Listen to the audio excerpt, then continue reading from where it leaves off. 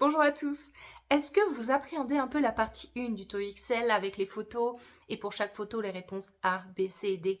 C'est normal parce que cette partie, elle n'est pas faite pour tester votre anglais de manière générale, elle est là pour tester spécifiquement le vocabulaire et savoir si vous êtes capable de discerner les sons différents et les synonymes.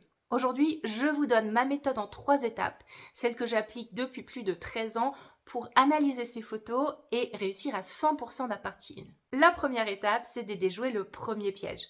Et ce premier piège, c'est d'attendre que l'audio commence pour répondre aux questions. Il faut absolument que vous analysiez la photo lorsque la consigne est dite. Et pour ce faire, vous allez répondre à 3 questions. La première, c'est qui? Est-ce qu'on a un homme? Est-ce qu'on a une femme sur la photo? Parfois, on a même juste un lieu. Ensuite, quoi? Quelle est l'action? Est-ce que ces personnes vont par exemple parler? Est-ce qu'elles sont assises? Et enfin, la troisième, c'est où? Où est-ce que ça se passe? Est-ce que ça se passe dans un bureau?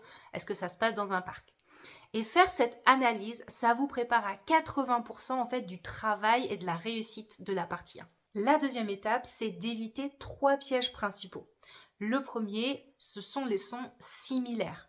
Par exemple, vous avez quelqu'un qui est en train de marcher, donc walking, mais dans l'audio, vous entendez working. Ou encore, vous voyez du café, donc coffee, mais vous allez entendre copying. Le deuxième piège, c'est lorsque vous avez un mot qui correspond à la photo, mais dont le contexte est incorrect. Par exemple, vous avez un homme qui est en train de lire un menu, mais l'audio dira « The menu is on the wall ». Donc en l'occurrence, ça ne peut pas être la bonne réponse. Et enfin, le dernier piège, c'est l'interprétation. Vous aurez parfois des phrases qui vous donnent quelque chose de probable, mais pas factuel. Par exemple, they are happy ou alors they want to leave. Le TOEIC voudra une réponse factuelle, ce que vous voyez, pas d'interprétation. La troisième étape, c'est l'application, donc on va mettre ça en pratique. Regardez cette image, vous allez entendre 4 options et vous devrez trouver la bonne. A. She is painting the screen. B. The screen is off. C. She is pointing at the chart. D. She seems confused.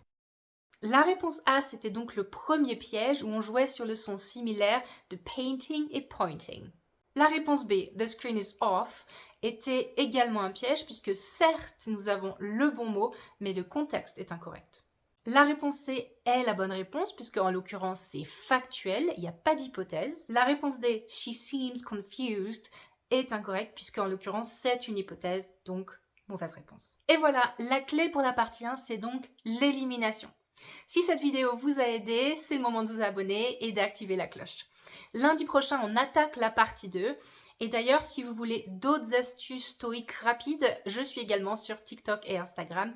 Justement, sur Instagram, cette semaine, je fais un carrousel qui répète justement ces 3 pièges. Et j'ai une très grosse nouvelle à vous dire, je vous tiens au courant la semaine prochaine.